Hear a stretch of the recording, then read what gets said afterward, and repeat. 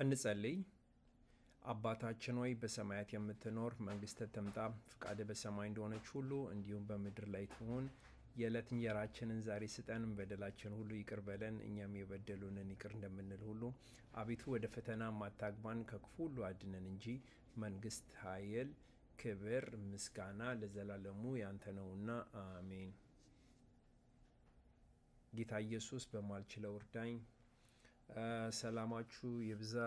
ዛሬ የማካፈላችሁ ቃል ዘሌዋውያን ምዕራፍ 25 35ኛውን ነው። በጌታ በኢየሱስ ክርስቶስ ስም አነባለሁ። እንደዚህ ይላል። በመካከል ከወገን አንዱ ቢደኸይ ራሱንም መርዳት ባይችል በመካከል ይኖር ዘንድ መጽዋዕተኛውን ወይም እንግዳውን እንደምትረዳ እርዳው ይላል። ይሄ የተጻፈው ካየን በሙሴ ነው እና ሰዓቱ ጊዜው ብድርን ይቅር የሚባልበት እና ምድር ላይም ምድሩም ራሱ ሪስቶር እያደረገ ነበር እና እግዚአብሔር የሚያስተምረው ህዝቡን ነው የሚያስተምረው። በጣም አሉ ከሚባሉት በጣም አስፈላጊና መሆን ያለበት ነገር ነበር እና ያው ምድሩም የእግዚአብሔር ነው፣ ህዝቡም የእግዚአብሔር ነው እና እግዚአብሔር ማንንም ሰው በድህነት እንዲወድቅ አይፈልግም እና ያው ይሄ ደግሞ ስለ ገንዘብ አይደለም። ይሄ እና ይሄ ምንን ያመለክታል? ስለ ገንዘብ እንዳልሆነ መረዳዳት፣ እርስ መተባበር ስለ ገንዘብ እንዳልሆነ ስለ ኮሚኒቲ እንደሆነ ክብር እና ምህረት እንደሆነ ያሳየናል ማለት ነው እና ይሄ ቨርስ ምንን ያስተምራል? እና ምን ይላል? በመካከል ከወገን አንዱ ቢደኸይ ራሱንም መርዳት ባይችል በመካከል ይኖር ዘንድ መጽዋዕተኛውን ወይም እንግዳውን እንደምትረዳ እርዳው ይላል እና ድህነት ማንም ሰው ላይ ሊወርድ ይችላል፣ ሊያፕል ሊያደርግ ይችላል። ማንም ሰው ላይ ወንድ ሴት የለ፣ ወጣት ሽማግሌ የለ፣ ማንም ሰው ላይ ድህነት ሊፈጸም ይችላል እና እግዚአብሔር ምን እያለ ነው? ምን ይላል? በመካከል ከወገን አንዱ ቢደኸይ ራሱንም መርዳ፣ በመካከል ከወገን አንዱ ቢደይ ይላል እና ማንንም ሰው ሼም እንዳናስይዘው ማለት ነው እና ማንንም ብሌም እንዳናረግ እንደዛ ነው የሚነግረን። ሼም አታርጉ፣ አትውቀሱ፣ አትጉዱ ነው የሚለው። በመካከል ከወገን አንዱ ቢደኸይ ራሱንም መርዳት ባይችል ምን ብሌም አታርጉት ነው። አገባ? ያንን ሰው አትውቀሱት፣ እንትን አትብሉ፣ ድሃ ስለሆነ ብቻ እና ምንድን ነው በቀላሉ የሚለው እንድንረዳ ነው። ማንም ሁሉም እንደተናገርኩት ከሆነ ድህነት ኤኒታይም ሊመጣ ይችላል። ማንም እርግጠኛ እዚህ ምድር ላይ ምንም ነገር እርግጠኛ ልንሆን አንችልም እና ሰው በሚታገልበት በሚጥርበት ጊዜ ይሄን ሰው መርዳት አለብን እና ድህነት ደግሞ ብዙ ጊዜ ስንፍና ነው ማለት አይቻልም። ድሃ ሰነፍ ነው ማለት አይቻልም እና ድህነትም ስንፍና ነው ማለት በጣም ይከብዳልም ለማለትም ያዳግታል እና ለሁሉም ጊዜ አለው። መክብብ መጽሐፍ ላይ እናያለን። ለሳቅም፣ ለማልቀስም፣ ለመደሰትም፣ ለማዘንም፣ ድንጋይ ለመሰብሰብም ይናገራል። ሁለት ነገሮችን እያነጻጸረ ንጉሥ ሰለሞን መክብብ ላይ ሊነግረን ይችላል እና ይነግረናል መጽሐፉ እና ከባድ እንትን ሀፕል ሊያደርግ ይችላል። ሲዝን በማንኛውም ላይ ጊዜ ማንም ሰው ላይ ሀፕል ሊያደርግ ይችላል እና ይሄንን እንዴት አድርገን ልንቆጣጠረውና እንዴት አድርገን ልናሸንፈው እንችላለን? በመራራት እና ባለመፍረድ እና ርኅራሄ በጣም አስፈላጊ የሆነ ነገር ነው ለሰው ልጅ ላይ እና በጣም ርኅራሄ እና ደግሞ በጣም ሆነን ደግሞ መሸወድ የለብንም። በጥበብና በማስተዋል መሆን አለበት። ግን መራራት ያስፈልጋል እና አትፍረድ ይፈረድብሃል ብሏል ጌታችን ኢየሱስ ክርስቶስ። ስለዚህ ሰው ላይ አለመፍረድ አለብን። ይሄ በጣም ኢምፖርታንት የሆነ ነገር ነው እና ብዙ ጊዜ ሁላችንም መተባበር እና ሰፖርት መደራረጉ አስፈላጊ ነው እና ሰው እንትን እንዲሆን እንዲጠነክርና ባለበት ነገር ላይ ጠንክሮ ወደፊት እንዲቀጥል መረዳዳቱ ጥሩ ነው እና ምን ይላል ይሄ ቨርስ? በመካከላችሁ ከወገን አንዱ ቢደኸይ ራሱንም መርዳት ባይችል፣ በቃ አንድ ሰው ራሱን መርዳት ባይችል እና በፋይናንሻሊ ደካማ ሊሆን ይችላል እና ለመነሳትም ለመቆምም አንዳንድ ሰው ማይችል እና ማድረግ የማይችል ሊኖር ይችላል እና እግዚአብሔር እነዚህ ሰዎች አትዋቸው፣ ወደ ቀኝ ሲመጡ ወደ ግራ ሂዶ፣ ወደ ግራ ሲመጡ ወደ ቀኝ ሂዶ ማለት አይደለም እና እርዷቸው ይላል እና ቀላል ነገር አይደለም፣ በጣም ከባድ ነገር ነው። አሁን አንድ ሰው መጥቶ እንደዛ ቢጠይቅ እንደዚህ እርዱ ምናምን ብዙ ነገር ልንል እንችላለን፣ ግን ከባድ ነው፣ ቀላል ነገር አይደለም ሰውን መርዳት። ምክንያቱም ሁሉም ሰው ስትራግል እያደረገ ነው፣ ማንም አይሞላለትም እና ግን በተቻለን አቅም ቢያንስ ወይ በቃል ወይ በኢንካሬጅመንት ወይ በአንድ ነገር እርስ በራሳችን አቅማችን በፈቀደው መሰረት መረዳዳቱ በጣም ጥሩ ነገር ነው እና ይሄ እና በህብራውያን ላይ በሂብሩ ቃላት ምን ይላል? ይሄ ምን ማለት ነው? ራስ መረዳዳት መያያዝ ማለት ነው እና እንዳይወድቅ ሰው ተያይዛችሁ ጎን ለጎን ሂዱ፣ ተያይዞ መረዳዳት ማለት ነው። ራሱን መርዳት ባይችል አንድ ሰው ትይዘዋለህ እና እንዳይወድቅ እንዳይንገዳገድ መደጋገፍ ነው ብለው ትራንስሌት ያደርጉታል እና ወንድም ላይክ ምን ማለት ነው? ወንድም ራሱ ወንድም ወይ እህት ሊወድቅ ወይ ልትወድቅ ሲል ይዞ ቀና አድርጎ መንገዱን ማሳየት፣ ወደፊት ወደ ቀኝ ወደ ግራ መንገዱን ማሳየት ጥሩ ነገር ነው እና እኔም ይሄንን በህይወቴ አይቼበታለሁ እና መረዳዳት፣ ሰፖርት መደራረግ በጣም ጥሩ ነገር ነው እና ምን ይላል? በመካከላችሁ ከወገን አንዱ ቢደኸይ ራሱንም መርዳት ባይችል በመካከል ይኖር ዘንድ መጽዋተኛውን ወይም እንግዳውን እንደምትረዳ እርዳው ይላል እና ይሄ በጣም ኃይለኛ ነው። በመካከል ይኖር ዘንድ መጽዋተኛውን ወይም እንግዳውን እንደምትረዳ እርዳው ይላል እና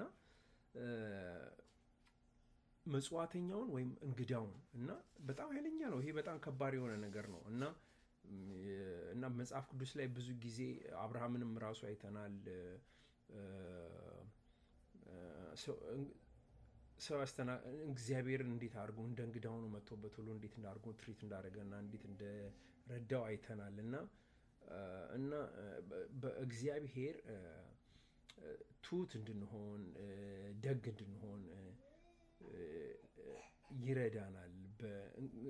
መጽዋተኛውም ወይም እንግዳውም ልክ እንደምንረዳ ራሳችን እንድንረዳዳ እግዚአብሔር ራሱ ይፈልጋል ማለት ነው እና ድሃውን ራሱ እንደ ወንድም ማየቱ በአንድ አይነት እንክብካቤና በአንድ አይነት ክብር እንድንከባበር እንድንጠባበቅ መጽዋተኛውንም ወይም እንግዳውንም እንደዛ እንድናይ እግዚአብሔር ይነግረናል። እንደ ወንድማችን እንደምንረዳ እህታችን እንደምንረዳ እግዚአብሔር ይነግረናል እና ያው ድህነት ራሱ ክብርን የሰው ልጅ ክብር ዝቅ ሊያደርግና እንትን ሊያደርግ አይገባም። ምክንያቱም ድሃ ስለሆነ ሰነፍ ነው ሊሆን አይችልም። የጊዜ እድል ነው። ጊዜና እድል ሁሉንም ያገናኛል።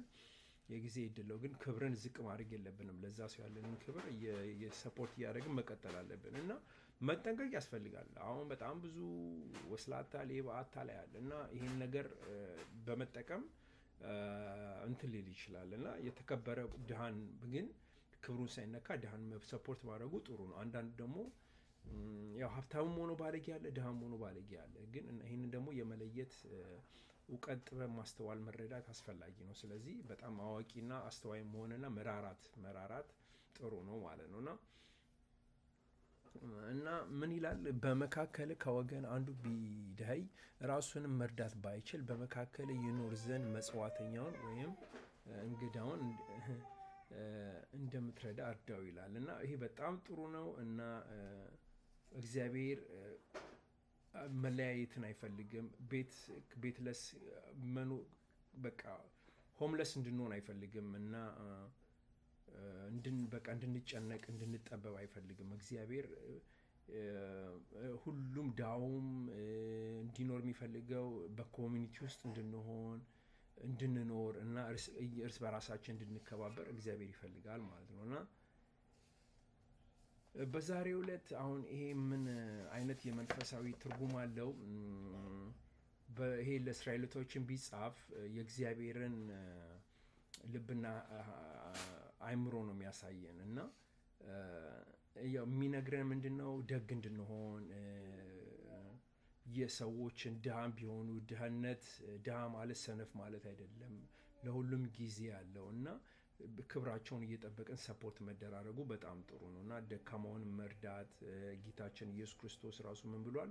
ተርቤ መቼ አበላችሁኝ፣ ተጠጥቼ መቼ አጠጣችሁኝ፣ ታስሬ መቼ ጠየቃችሁኝ ብለዋል እና በጥበብ በማስተዋል በእውቀት እያረግን ከጠነከርን ደግሞ እንትን የሚሉትንም የሚያስቸግሩትንም እየረዳን ወደፊት መቀጠል አለብን እና ርህራሄና መረዳት ያስፈልጋል እና ጥሩ የሆነ ኮሚኒቲ ቢውልድ እንድናደርግ የእግዚአብሔር ፍቃድ ራሱ ነው እና አንዳንድ ሰው በጣም ስትራግል ከማድረጉ የተነሳ ከመቸገሩ የተነሳ ያ ሰው እንዳይጠፋ በቃ የራሱ ጉዳይ ምናምን ሳይሆን በኮሚኒቲ ከወንድሞች ከእህቶች ከሆኑ በኮሚኒቲ ጠንክረን ያንን ሰው ወደፊት እንዲሄድ ማድረጉ ይህን ዘሌዋውያን 25:33 ይመክረናል። በመካከል ከወገን አንዱ ቢደኸይ ራሱን መርዳት ባይችል፣ ከባድ ነው፣ አንደርላይን ራሱን መርዳት ባይችል በመካከል ይኖር ዘንድ መጽዋተኛውን ወይም እንግዳውን እንደምትረዳ እርዳው ይላል። ይሄ መቄዶንያ አሁን የመቄዶንያ የሚባለው ኢትዮጵያ ውስጥ ያለው ድርጅት በጣም ትልቅና በጣም ሰውየው የሚያደርገው ነገር ትልቅ ነገር ነው እና እንደዛ ለማድረግ በቀላል ይሄ ነው በቃ ይሄንን ነው የሚያወራው። መጽዋተኛና ወይም እንግዳውን እንደዛ አድርጎ ነው የሚረዳው የመቄዶንያ ኢትዮጵያ ውስጥ ያለው እንትን። ስለዚህ እርስ በራሳችን መተባበሩ መረዳዳቱ እግዚአብሔር በሰጠን ጸጋና ጥበብ እውቀት በጣም አስፈላጊ ነገር የሆነ ነው እና በአዲስ ኪዳን ራዕይ ላይ እሱ ምን እናያለን?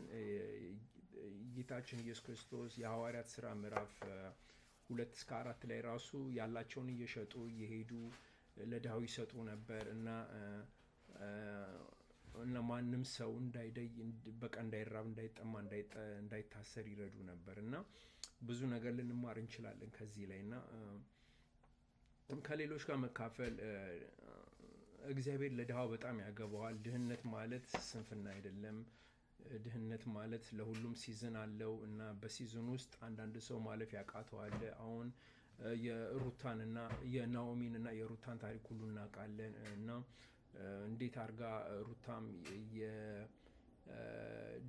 የንጉስ ዳዊት ግራንድ ማዘር እንደሆነች እናውቃለን እና እንደሱ አይነት ናኦሚ ራሷ እንዴት እንደተቸገረች አይተናል እና ሩታም እንደዛ ንቃለም ሰፖርት እያደረገች ወደፊት አብሯ መሄዷ ራሱ ትልቅ የሆነ ነገር ነው እና ብዙ ነገር ልንማር እንችላለን ከዚህ እና ያው ብትደኸይም ብትልም ሲዝን ስለሆነ ያው ሌዚ እንዳልሆነች ሩታ አውቃ አማቷን በስነስርዓት በክብር አርጋ እሷም ዘሯን ልትባረክ እንደ ሩታም ናኦሚም የሩታን ልትባርካት እንደቻለች አይተናል እና ድህነት የሰውን ክብር ሊያስወግድ አይገባም እና